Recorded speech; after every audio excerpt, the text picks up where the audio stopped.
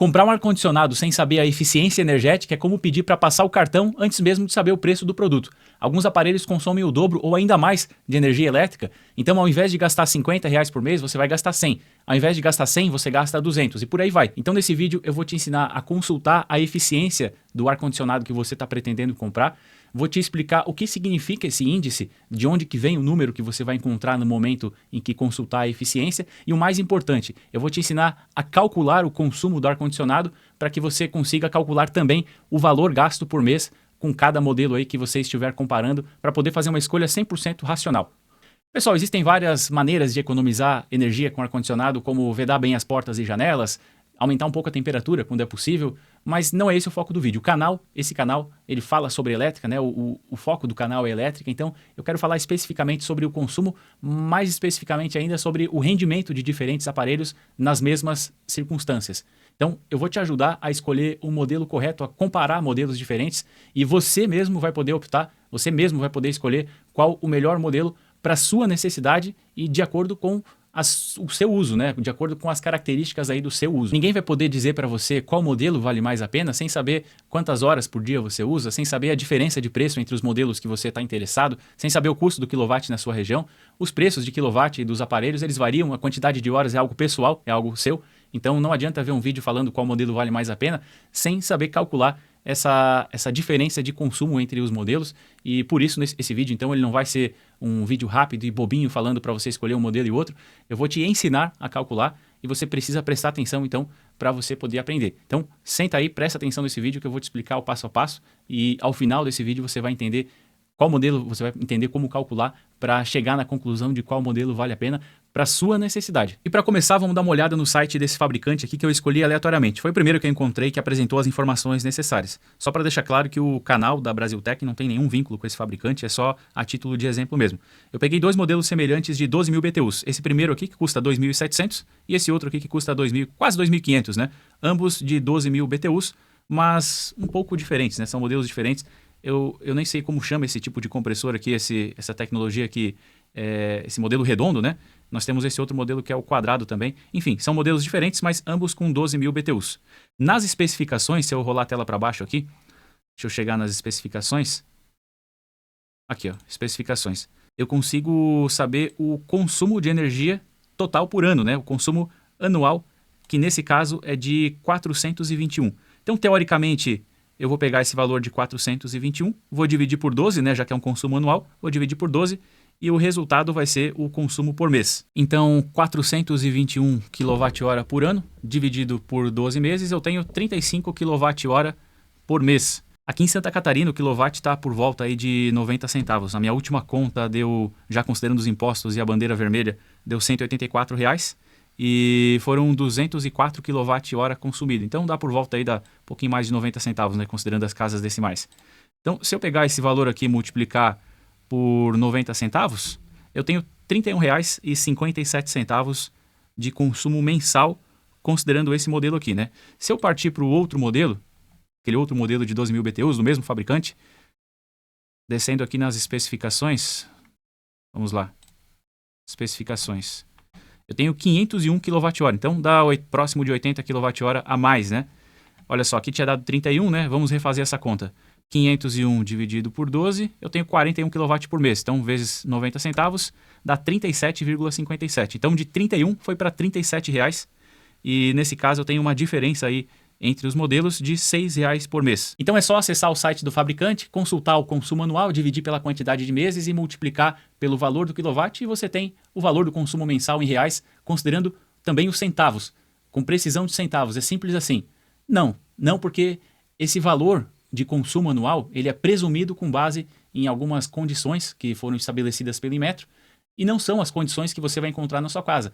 A isolação das paredes vai ser diferente, o tamanho do ambiente vai ser diferente, a insolação vai ser diferente, as janelas, portas, a vedação, tanto a vedação quanto o tamanho dessas janelas e portas vai ser diferente, a montagem do ar-condicionado, tudo isso influencia no consumo e, portanto, esse valor é somente uma aproximação e não é exatamente igual o que você vai ter na sua aplicação. A grande questão é que esses valores podem ser usados para fazer uma comparação justa entre modelos diferentes de ar-condicionado e também ela pode ser uma ótima ferramenta para você chegar num valor muito próximo, considerando todas as variáveis, você consegue chegar num valor muito próximo do consumo real. E uma vantagem enorme é que a variável que mais vai influenciar no consumo, nós temos total controle sobre ela, que é o tempo de utilização do ar-condicionado. De acordo com as regras do Inmetro, esse consumo aqui de 421 kWh por ano e 501 kWh por ano no modelo menos eficiente, esses valores aqui de consumo, eles são calculados considerando o uso por 2.080 horas por ano. Então, esse é o consumo por ano, considerando um uso por 2.080 horas por ano.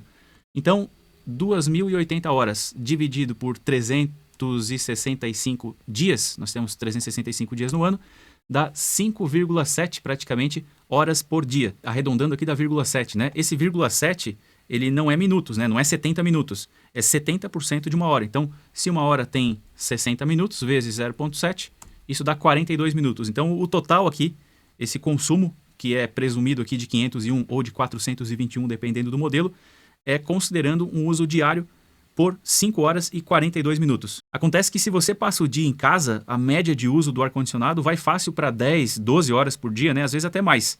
Mas vamos considerar 10 horas por dia. Se o consumo é de 501 kWh para 5,7 horas, eu vou dividir esse valor aqui de 501 dividido por 5,7, que é o total de horas por dia. Eu vou saber o consumo considerando 1 hora por dia somente.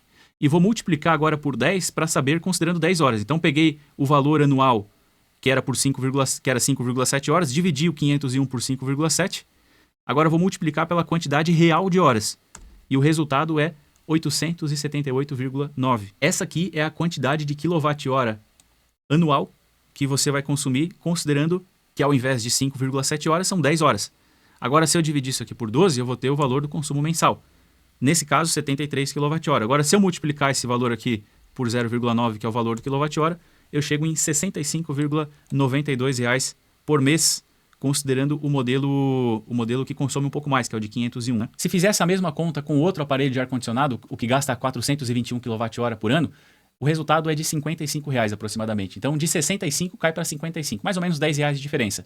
Se esse condicionador de ar for instalado de repente num escritório que é utilizado no máximo 1 hora por dia, fica pouco tempo ligado, talvez valha a pena você pagar menos, economizar na compra do ar-condicionado, ainda que ele consuma mais, porque esse valor de consumo adicional nunca vai chegar ao que você gastou a menos na compra do aparelho. Agora, talvez você vai instalar no quarto. No quarto, muitas vezes ele fica a noite inteira ligado, quando não, mais tempo ainda. Talvez você vai para o quarto para fazer uma leitura, para jogar videogame, você passa muito tempo no quarto e vai ficar muitas horas ligado esse aparelho de ar-condicionado. Aí já pode valer a pena você pagar um pouco mais no aparelho, para economizar depois na conta de energia. Então você gasta um pouquinho mais na compra, mas depois esse custo ele é diluído e você passa até a economizar, já que ele vai consumir menos e você vai pagar menos na sua conta de energia. E para tornar essa comparação mais fácil entre diferentes modelos, existe uma métrica chamada IDRS. O IDRS é como se fosse o consumo do seu carro, quantos quilômetros o seu carro faz por litro. Quanto mais quilômetros ele faz por litro, mais econômico ele é, né? Menos ele gasta de litros para percorrer a mesma distância. O IDRS é similar. Se você tiver valores maiores de IDRS, significa que você vai gastar menos.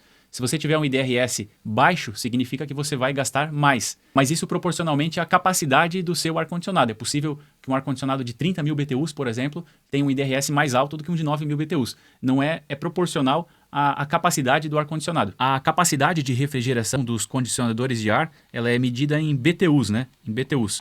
Quanto mais BTUs, maior é o poder de refrigeração que esse ar-condicionado tem.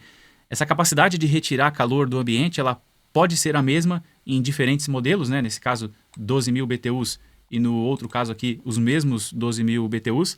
Mas o quanto de energia ele vai gastar para realizar esse trabalho, aí já é outra situação, né? O IDRS é um valor adimensional, ou seja, ele não tem uma unidade de medida, né? Porque ele é só um fator multiplicador. Apesar disso, ele normalmente vem acompanhado, o IDRS, normalmente ele vem acompanhado de watt-hora barra watt-hora, watt-hora por watt-hora. E isso para deixar claro que esse valor ele é o resultado da divisão entre duas grandezas que utilizam essa mesma unidade de medida que é watt-hora. Um BTU é aproximadamente 0,29 watt-hora.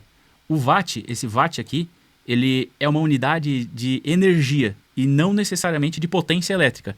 Watt pode ser consumo elétrico, mas ele pode ser também a potência de motores a combustão que trabalham sem nenhuma eletricidade, assim como pode ser também calor retirado do ambiente.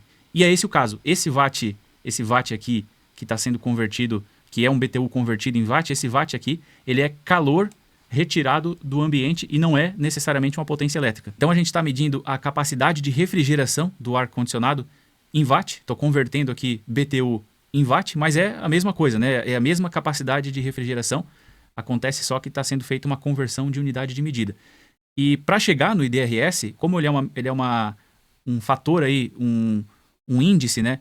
Que ele é watt-hora por watt-hora, então eu preciso converter aqueles 12.000 BTUs em watt-hora, e eu vou ter, nesse caso, watt-hora, e eu vou dividir essa capacidade pelo consumo também em watt-hora.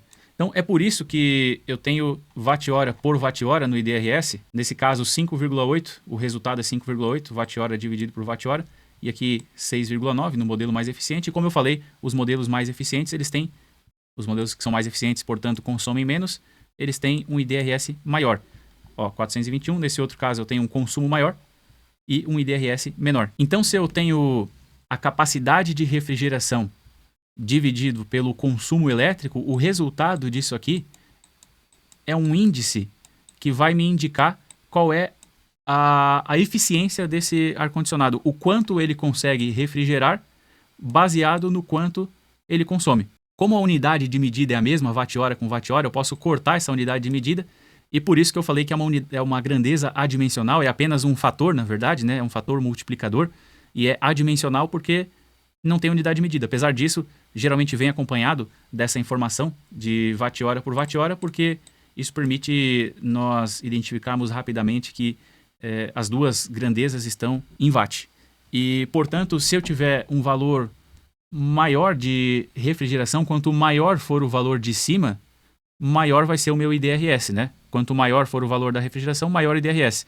E quanto maior for o consumo, maior o valor divisor aqui, né? E, portanto, menor vai ser o IDRS. Um IDRS alto significa que com a mesma quantidade de energia, eu vou ter mais calor sendo retirado do ar. Aliás, o condicionador de ar, ele não cria frio. O frio não existe, né? O frio é só uma sensação. O que existe é a ausência de calor. Então, o que o condicionador de ar vai fazer? Ele não vai criar frio, ele vai retirar calor de dentro do ambiente e direcionar esse calor para o lado de fora da casa, né? Então, é por isso, inclusive, que você consegue um valor de IDRS acima de 1, porque o valor de calor retirado, a potência em watt retirada do ambiente, ela é maior do que a potência consumida. Você não está criando energia, né? Não se pode criar energia. Então, teoricamente, o valor do IDRS teria que ser sempre menor que 1, se houvesse uma criação de frio. Mas não é esse o caso, né? O ar-condicionado ele consome energia elétrica para retirar de dentro do ambiente energia térmica e direcionar para o lado de fora. Por isso, essa potência retirada ela pode ser maior, porque ela não deixou de existir, né? Não foi consumida aquela potência. A potência térmica ela só foi direcionada para o lado de fora e para que seja realizado esse trabalho, o ar-condicionado consome alguma energia também. O IDRS ele é uma relação direta, então com regra de 3 aqui a gente pode fazer diversos cálculos para obter, para fazer um comparativo entre outros modelos, para obter o valor do consumo também, né? E nós vamos fazer uma prova real, então, disso. Eu vou dividir o IDRS desse modelo aqui de 6,9 pelo modelo por esse outro modelo que é 5,8, né? Então, 6,9 dividido por 5,8, o que é esse resultado aqui? Eu peguei o modelo que tem o IDRS maior, dividi pelo modelo que tem o IRS menor, e o resultado é um percentual aqui de 18,96% de consumo a mais em relação ao modelo anterior, né? Então, se eu multiplicar esse valor aqui pelo consumo do modelo que consome menos, olha só, eu tenho 1 inteiro mais 18%, né? Eu vou multiplicar esse valor aqui vezes 421, que é o consumo do modelo que consome menos, né? Eu chego em 500, por conta das casas decimais, não bateu exato, mas se não bateria exatamente com esse valor aqui. Então, eu consigo calcular o consumo de outros aparelhos, mesmo que não tenha sido informado, somente baseado aqui no IDRS. O rendimento é o que determina quanto que o aparelho vai consumir de energia elétrica de acordo com o quanto de calor que ele está retirando do ambiente, né? O IDRS, esse índice aqui, ele é o parâmetro mais importante no comparativo, porque ainda que você não tenha algumas informações em relação ao consumo, sabendo o IDRS você vai conseguir comparar modelos diferentes, porque você sabe que quanto maior o IDRS, melhor. A diferença entre os modelos comparados aqui, ela não é tão assustadora, né? A diferença na conta deu de R$6 no exemplo, considerando aqui as 5,7 horas, né? 5 horas e 42 minutos que o Inmetro estabeleceu para que seja feita essa estimativa, né? Nós fizemos o mesmo cálculo com 10 horas e ainda assim a diferença deu de somente R$10. Isso porque de 5,8 para 6,9 nós temos sim uma diferença, mas não é lá tão significativa assim. Mas consultando essa tabela aqui do Inmetro, aqui essa tabela ela traz todos os modelos que são certificados pelo Inmetro e você consegue consultar esses valores aqui de IDRS. Ó, tem modelos ainda mais eficientes, ó, na casa do 7,2, 8,2, olha só, 8,2. Porém, descendo mais aqui na tabela, você vai encontrar valores de IDRS extremamente baixos, 3,23. Tem modelos ainda mais baixos, especialmente os modelos de ar-condicionado de janela, ó, 3,16, 3,1, é muito baixo, 3,14, ó. Especialmente os modelos de janela, eles consomem muito mais energia, mas mesmo os condicionadores de ar desses modelos com essas tecnologias aqui, mesmo esses modelos mais modernos, alguns deles também têm IDRS muito baixo. 3 é menos da metade de 6,9, né? Isso significa que o consumo ele vai ser mais do que o dobro.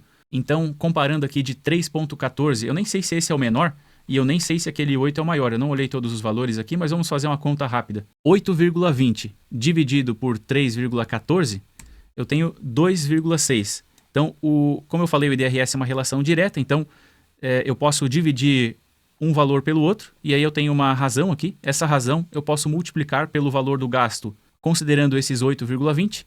Então, vamos supor que o consumo desse ar-condicionado de 8,20 seria de R$60 por mês, com X horas de uso por dia, né? Não importa. R$60 por mês. Eu multiplico por 2,6. Então, com o modelo de 3,14 de IDRS, esse valor de conta de energia de 60 vai para 156. É quase R$100 por mês a mais. Então, se você vai parcelar, de repente, o seu ar-condicionado, talvez valha a pena comprar um modelo mais caro e pagar R$100 a mais por mês, porque você tira isso depois na conta de energia, isso, de repente, no primeiro, no segundo ano, e depois, ao longo do tempo, você obtém, inclusive, uma economia. Nesse arquivo aqui, como eu falei, tem todos os modelos, né? Então, se no anúncio que você está procurando aí do ar-condicionado que você está querendo comprar, se no anúncio você não encontrar o valor de IDRS, basta localizar o código aqui, tem os fabricantes, os modelos aqui, os códigos também. Você localiza através do código e consulta esse IDRS, então, para que você possa fazer um comparativo e calcular se vai valer a pena pagar um pouco mais ou não. Se eu te ajudei com o vídeo de hoje, por favor, deixa o seu like e comenta o que você achou, porque para você é de graça e para mim é o que permite continuar gravando conteúdo de qualidade aqui para o canal.